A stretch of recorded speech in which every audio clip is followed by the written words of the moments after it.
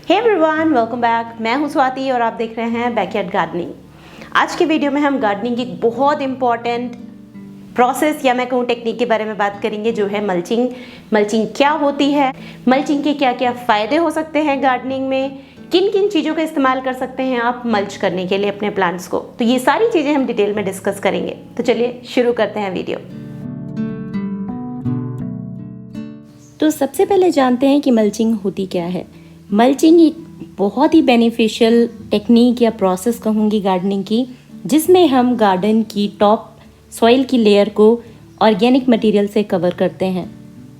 और ये तरीका गमलों में लगे पौधों के लिए बहुत ज़्यादा फ़ायदेमंद है, क्योंकि इससे आपकी मिट्टी और पौधे दोनों को बहुत सारे फ़ायदे मिलते हैं, जो आगे हम डिस्कस करेंगे डिटेल में। तो अब बात कर लेते हैं टाइप्स ऑफ मल्चिंग की। तो दो तरह की मल्चिंग होती है, ऑर्गेनिक मल्चिंग और इनऑर्गेनिक मल्चिंग। नाम से ही काफ़ी क्लियर हो जाता है, ऑर्गेनिक मल्चिंग में ऑर्गेनिक मटेरियल्स का यूज़ होगा और इनऑर्गेनिक मल्चिंग में इनऑर्गेनिक मटेरियल्स का। तो अगर हम एग्जाम्पल दे के बात करें तो ऑर्गेनिक मल्चिंग में आप ऐसी चीज़ों का इस्तेमाल करें जो डिकम्पोज हो जाएं, जैसे कि गार्डन से इकट्ठी की हुई dry leaves, rice husk, straw, wood shavings, sphagnum moss, wood chips या सॉडस्ट। ये सारी ही चीज़ें डिकम्पोज हो जाएंगी आपकी मिट्टी में। अच्छा, अगर हम बात करें कि इनऑर्गेनिक मटेरियल क्या होगा मल्चिंग के लिए, तो ऐसी चीज़ें जो डिकम्पोज नहीं होती हैं।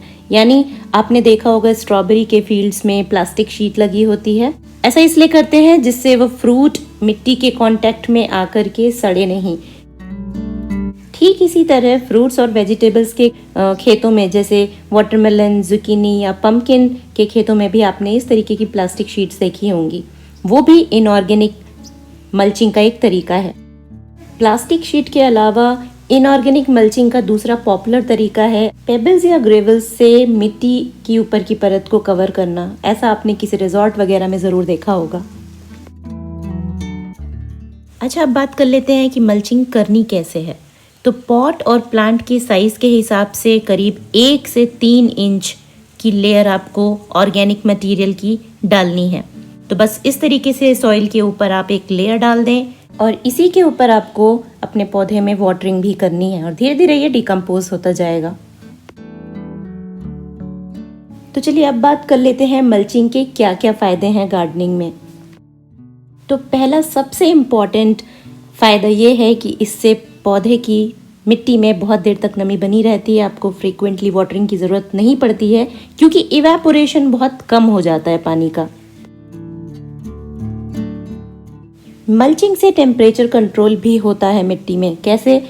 मिट्टी के ऊपर एक लेयर लगी होती है मल्च की, जो एक बैरियर का काम करता है, जिससे सर्दियों में मिट्टी में एक गर्माहट बनी रहती है, वहीं गर्मियों में मिट्टी को ठंडक मिलती है। मल्चिंग का तीसरा फ़ायदा है ये खरपतवार को रोकने में बहुत मदद करता है। चूँकि मल्च की एक लेयर लगी होती है, इसलिए उसमें वीड्स नहीं उग पाते हैं। वहीं आपने ऐसे गमलों में जिसमें मल्चिंग नहीं की हो, आप देखेंगे कि काफ़ी ग्रोथ हो जाती है वीड्स की। मल्चिंग पेस्ट कंट्रोल का भी काम करता है। जैसे कई सारे इंसेक्ट्स ऐसे होते हैं जो मिट्टी में पनपते हैं, जैसे लीफ माइनर्स के प्यूपा। तो जब मिट्टी और पौधे के बीच में मल्च की एक लेयर होती है, तो वो पेस्ट आपके पौधे तक नहीं पहुंच पाएंगे, जिससे आपके पौधों को नुकसान नहीं पहुंचेगा।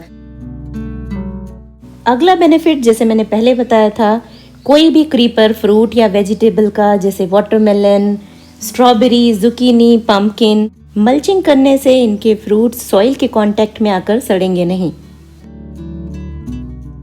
अब आते हैं मल्चिंग के सबसे फायदेमंद पॉइंट पे, जो है ऑर्गेनिक मल्च धीरे धीरे मिट्टी में डिकम्पोज होता रहता है, जिससे आपका सॉइल रिच होता है और पोरस होता है, सॉफ्ट फ्लफी भी होता है। सो बेसिकली ये आपकी मिट्टी को और उर्वरक बनाता है। अब आते हैं मल्चिंग के आखिरी फ़ायदे पे। अगर आपने ऑर्गेनिक मटेरियल से मल्च किया है अपने गमलों को, तो आपने गौर किया होगा उससे मिट्टी फ्लफी और एयरी हो जाती है। हालांकि उन गमलों में जिनमें आपने कोई मल्च नहीं किया है, आप देखेंगे कि मिट्टी बहुत सख्त हो जाती है और पानी डालते डालते धीरे धीरे उनकी जड़ें ऊपर आ जाती हैं।